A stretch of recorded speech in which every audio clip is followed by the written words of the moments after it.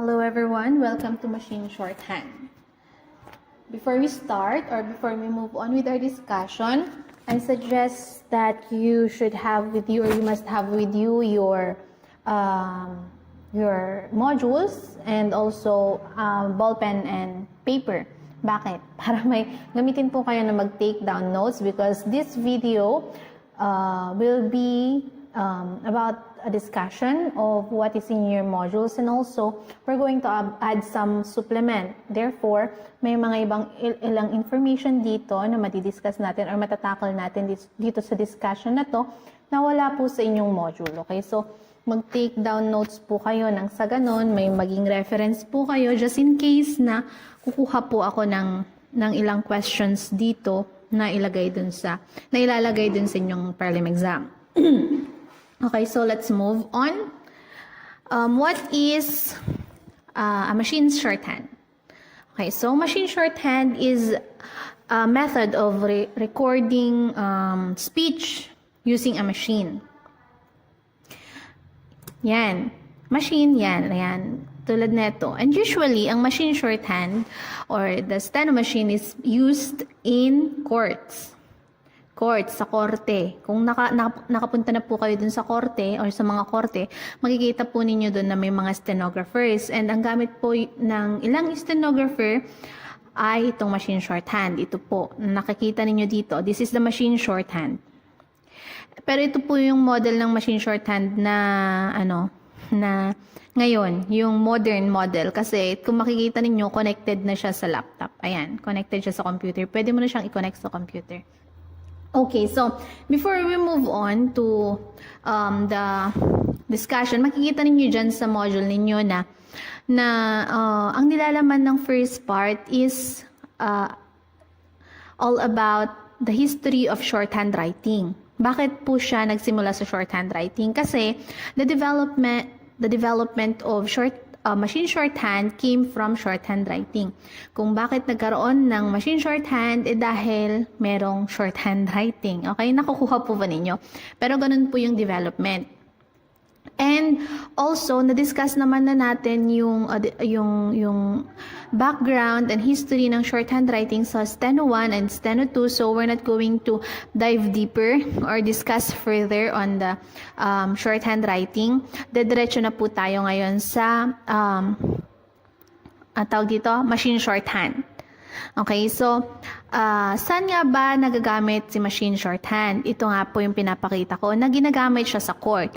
Unlike sa shorthand writing na pwedeng gamitin ng mga secretaries usually, kasi nga 'di ba, to take down the minutes of the meeting or to take down a dictation or ang tawag dito, instructions from the boss, 'di ba? Kaya kinakailangan at least marunong si secretary ng shorthand writing. However, itong machine shorthand, it's usually used in the court, within the court. Bakit kailangan ng machine shorthand or bakit kailangan ang machine shorthand sa court? Sa korte po kasi, kinakailangan nilang i-document or isulat lahat ng mga nasabi during the hearing from the lawyer, the prosecutor, the witness, kung sino man yung umupo sa witness stand, and from the judge, yung hatol ni judge. Lahat po yun dino-document. At yun po ang trabaho ng court stenographer. At ang ginagamit po ni court stenographer, kung hindi man pen and paper using shorthand writing, ito po yung machine shorthand. Now, the next question is, bakit kailangang i-record ni stenographer lahat ng mga sinasabi during a hearing? First of all, it's for documentation purposes. Para may backup. Usually kasi, hindi naman natin maiwasan na may mag-question kay judge dun sa hatol ni judge kung tama ba yung hatol ni judge, o kung, for example, meron bang mali na question or na tinanong yung mga lawyers or si prosecutor. Okay? Nagiging backup nila ang mga document na sinusulat ng mga stenographers. that's the proof, ginagamit na proof na, tama yung hatol ni judge or tama lahat ng mga naging procedures during the hearing kasi meron kaming pruweba, and that pruweba is the recordings or yung mga sinulat nga ni stenographer, dinocument ni stenographer. Number 2, it also serves as a reference. Paano mo masasabing reference? For example, si lawyer A, nagkaroon siya ng kaso, and now, paano niya ma-secure na ipapanalo niya tong kaso na to? Siyempre, kailangan niyang kumuha ng knowledge or references through yung mga previous na cases na may the same scenario.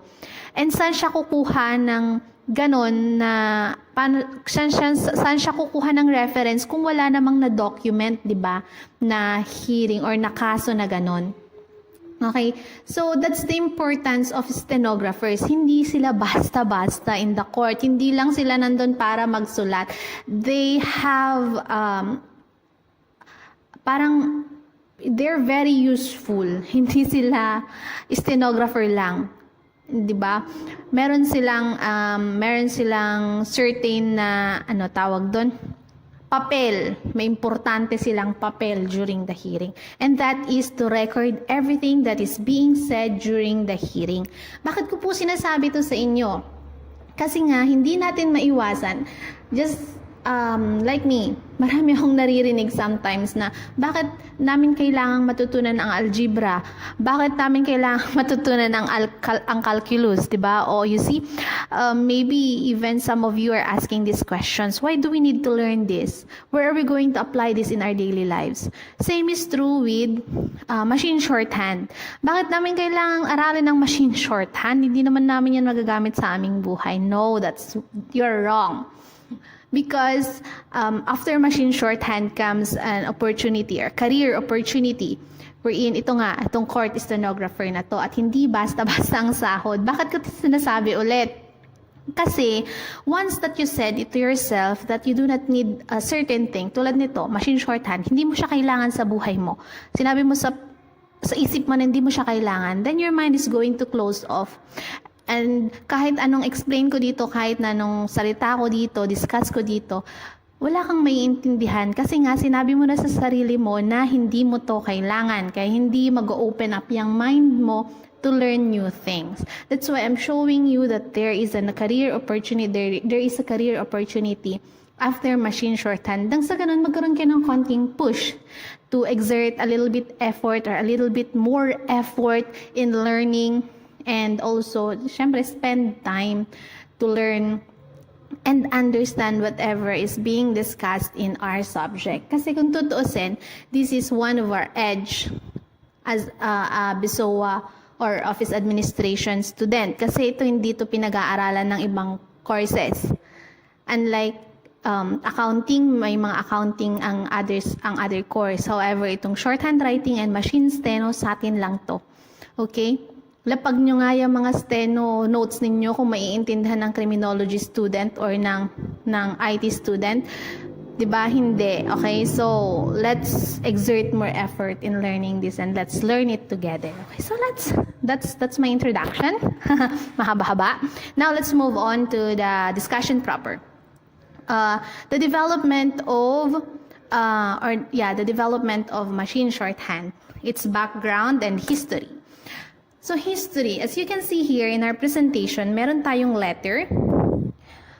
So lahat dati nagsusulat. And then they became lazy. People became lazy, that's why they invented the typewriter. Now, after the typewriter, tinamad ulit ang mga tao and they want multitasking. That's why they invented the computer. Same is true with the development of machine shorthand. We have the shorthand writing, and then people thought that it will be faster if it's going to be a machine. So they invented the machine shorthand, and then modernized na. Kailangan nating i-develop some more or i-improve some more. Then here comes the machine shorthand with LCD. And then, kulang pa. Kailangan pa na mas modernize. Here comes the modern machine. Shorthand. Wherein, it translates ito yung whatever you type here is here. And then, this machine will be the one or responsible in translating it in longhand. Ayan. So, naging matalino na si machine. Naging matalino na si machine shorthand. Okay? So, ito yung steps. Hindi. Ito yung levels ng development ng machine shorthand. We also have the types of steno machines. Okay, so ito yung mga pinakasumikat na models ng steno machine or ng machine shorthand throughout the history. So we first have here the stenograph, and then the Anderson's typewriter, and then the stenotype. Now let's discuss further. Dive deeper talaga. We have the stenograph. Okay, so Miles Bartholomew invented the first shorthand machine in 1977, known as the stenograph. However, this was not the first machine that he had invented. I mean, machine shorthand that he had invented. Apart from this, marami na rin siyang mga models na trinay. However, it does not do the job properly, or it does not function as well as it should be. Kaya hindi siya na-introduce sa market. So this was the first ever machine steno or machine shorthand na na-introduce sa market, and it was the first one also to succeed in court recordings. Kaya Bartholomew was tagged as the father of stenograph. Kasi nga yun, this was the first one to succeed in court recording. That's why the schools who are responsible for training future stenographers bought this type of machine para i-train nga yung mga estudyante nila. So, ayan. Mechanics. Sabi dito, the patent was described as the provision in the stenographic machine of 2 sets of keys, preferably 5 on each set. 1 key for the thumb and 1 for each of the finger. Each key was related to a marker to make an impression on or perforation in the papers pulled from the roller at the end of the model. So it says here that it has 10 keys. Let's count. 1, 2, 3, 4, 5, 6, 7, 8. 8 lang naman. Ito pa po. 9, 10. And it also says here that a marker to make an impression. So, dati po, wala pa pong ink dati, okay? Wala pa pong ink ribbon or ink ribbon. Wala pa silang ganung gamit. So, ang ginagawa lang ng ng machine na to sa paper is iiwan ng impression or ng mark. Kung nakakita na po kayo ng dry seal, yun po yung pinaka-best example ng nangyayari sa papel na to. 'Di ba? When you dry seal a paper, wala kang makikitang ink doon. However, may mababasa ka. Kasi nga, the dry seal left a mark. And yun po yung ginagawa ng mga keys na to. They left a mark on the paper, pero hindi ulit siya letter. Ang isang unique na characteristic ng machine na to is that it uses dash and dots. Kung maalala ninyo yung lesson ninyo ng computer or fundamentals of computer, di ba merong tinatawag doon na binary code, wherein each letter consists of binary characters, series of ones and zeros. Ganon din dito. Each letters consist of a series of dash and dots. Okay, so kung babasahin mo yung papel na finished product or yung natapos ng nasulatan, hindi mo siya maiintindihan kasi nga ang nakalagay lang doon dash and periods. Walang letters. Okay, so yan yung stenograph. And then this here is the paper na siyang ginagamit nga sa pagsusulat or sa pag-i-imprint, pag-leave ng print, ito yung paper na yan. Okay, so now we move on to the next one. We have Anderson's typewriter. Okay, so Anderson's typewriter or Anderson's shorthand typewriter marked the beginning of mechanical shorthand writing. It was invented in 1889 and it consists of only 14 keys and wrote phonetically using what was known as the chording method. Okay, so before we move on to that, yung binasa ko, ang pinaka-feature naman, ang pinaka-feature ni Anderson's typewriter is yung paggamit ng ink ribbon, just like the typewriter. Kasi itong typewriter na to was inspired by yung typewriter talaga. Doon siya nag-base, yung talagang typewriter na ginagamit. So doon siya nagbase, si Anderson doon siya nagbase para sa machine na to. And, di ba yung nung kanina sabi ko dun sa kay Bartholomew, wala siyang ink. And also, dash and dots ang ini-imprint nung mga keys. However, itong kay Anderson, phonetical, meaning may letters na. Mayroon na siyang letter na ini-imprenta dun sa papel. Okay, and then I also said about the chording method. Ano yung chording method? Ito yung pagsabay-sabayin, na pagsasabay mong i-press yung mga keys, just like this ones. Pwede mong pagsabayin yung apat na yan and it will form a word in the paper. Ganon din dito. Diba kung maalala ninyo or kung nakakita na kayo ng typewriter, paisa-isa lang, tulad din siya ng keyboard ng computer na paisa-isa lang ang pag-press or pagpindot ng keys.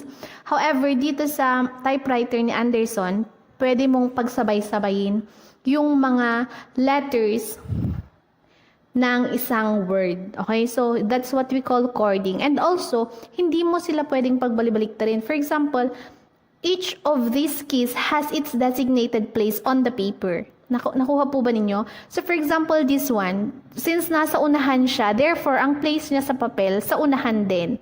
For example, this one also, dahil sa nasa second siya, ang designated place niya sa paper is sa second. Ganun po siya. Hindi mo siya pwedeng pagpalit-palitin.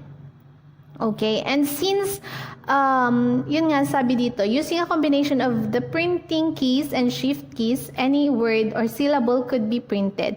And in fact, no shorthand was needed. Kasi nga, kompleto po ito sa letters. Kompleto ang Anderson's typewriter sa letters, kaya hindi mo na kailangan ng shorthand.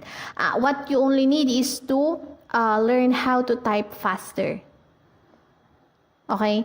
So, ayan, that's Anderson's typewriter. So, let's watch a video showing the features of Anderson's typewriter.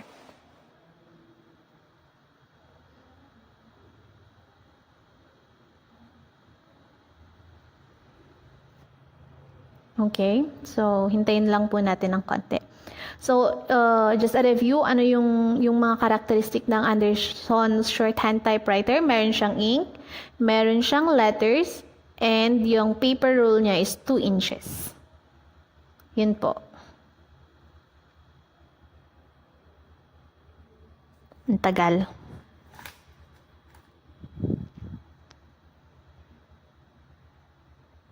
Bakit matagal?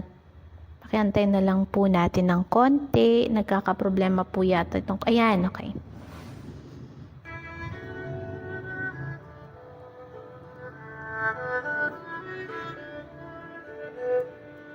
Ayan, as you can see, ayan, zoom in nila.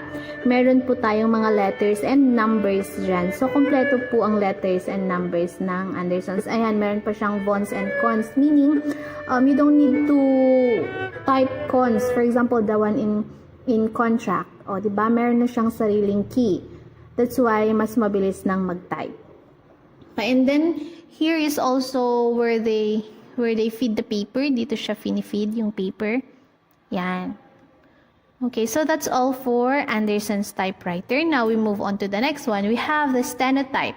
It was invented by Wardstone, Ireland, who was also an court stenographer and court reporter. Oh no, an American stenographer and court reporter. So siya rin yung imumbento nitong shorthand machine na to. And his machine printed the Roman alphabet or the English letters and allowed one or more keys to be pressed at the same time so that a word or a syllable can be typed in one stroke. Okay, so pero as you can see, maraming letters ang wala. 'Di ba? Yung kanina kay Anderson's typewriter, kumpleto ang letters niya. However, dito kay Wardstone Ireland's stenotype, wala siyang ibang letters. So, paano ka mag-encode dito walang ibang letters? Meron pong nag-i-stand in for a certain letter na wala. For example, si I, meron nag-i-stand in kay I na combination of two letters. And we're not going to discuss further on that kasi that's another lesson for another day. However, yun nga yung sinasabi ko na this was the forerunner of today's steno machine kasi itong uri ng keyboard na to ang ginagamit na ngayon sa mga machines ngayon. And also, ang tawag dito, itong machine na to, ito na yung mga model na ginagamit ngayon. Tulad din nung typewriter ni Anderson, pwede mo na rin sabay-sabayin yung mga letters dito. You can use the chording technique dito sa keyboard na to kasi yun nga talaga yung ginagamit. May chording technique. Tapos, for example, yung sinabi ko kanina, hindi mo pwedeng pagpalit-palitin yung places ng mga letters dun sa paper. Ito yun. For example, this S here. And then we also have an S there. May S dito. For example, SAS. So, paano mo i-type si SAS? S-A-S-S. Diba? S-A-S-S. Hindi mo pwedeng doblehin na yun ang i-type. Ang magiging action mo dito, pagsasabayin mo silang apat na i-type, na pindutin. Yun po yung tinatawag nila na chording. Okay? Okay, so after Wardstone Ireland, nagkaroon na ng maraming, kasi Wardstone Ireland build a company that sells or manufactures this type of steno machine. However, hindi na lang siya yung naging manufacturer. Marami na rin nagsulputang mga manufacturer for machines, shorthand, na nagkaroon na rin sila ng sarili-sarili nilang mga patent or models of machine shorthand. However, unti-unti rin naman silang na-bankrupt kasi nga due to the World War. And after nung mga World War, ang naiwan na lang na going strong na company is the stenograph. Yung stenograph, parang ang ginawa nila, unti-unti nilang binili yung mga companies na nagmamanufacture ng machine shorthand. Kaya parang sila na lang yung naging dominante, parang naging monopoly na lang yung manufacturer ng mga machine shorthand. Okay, so in 1987 came the Smart Writer, which is this one, which had the ability to encode machine notes on a floppy disk. So, unti-unti na rin naging modernized. It goes with the development of the computer, yung development ng machine shorthand since 1987. So, di ba nagkaroon na ng floppy disk si computer. So, the developers also thought of a way where they can incorporate or use floppy disk also as a recorder on a stenograph machine. Kaya lumabas si Stenograph Stentura Smart Writer. And then in 1992, Stenograph Stentura series came out the first ever machine shorthand to have an LCD that displays, ano yung dinidisplay neto? The translation of the shorthand keys that you press here to longhand. Alam niyo naman po yung sinasabing longhand and shorthand, no? Yung shorthand is yung shortcut and then yung longhand is yung translation talaga in English. So, ayan, dito pinapakita niya dun sa encoder yung translation kung nung anumang tinatype niyang shorthand dito. However, yung ma-preprint dun sa papel is still yung shorthand. Yun pa rin ang lalabas. And then comes 2001, Ellen Cybra. Ellen Cybra was the first ever machine shorthand to not use ink, or is the first ever machine shorthand that is inkless and paperless and greaseless. Why? Because it was connected to a computer, and the computer serves as its memory. So, hindi mo na kailangan ng papel. Sinesave na niya yung document mo sa computer. Okay, so, aside from this na present ko na mga sa stenograph series or sa stentura series, marami pang mga models ang lumabas. However, parang pinik ko lang yung mas advanced ang technology among the rest. Kaya tatlo lang yung nandyan. Pero marami pa yung mga models before these models. And yun naman yung i-research ninyo for your activity. In your activity, sabi doon, give at least 10 models of machine shorthand. And marami yan. You just have to ask your best friend, Google. Makikita nyo yun, marami yan. And pwede nyo namang kunin ng mga to, yung mga present dito sa aking presentation. Pero syempre, bigyan nyo siya ng konting description kung kailan siya nagawa, and then other functionalities na meron siya na wala dun sa iba. Okay, so there you go. That's all for this discussion. I hope you have learned something, and also feel free to contact me or ask me questions anytime. Send lang po kayo ng message dun sa messenger or dun sa group chat natin, and I will try my very best to answer your questions. That's all for this video. Thank you for listening. God bless.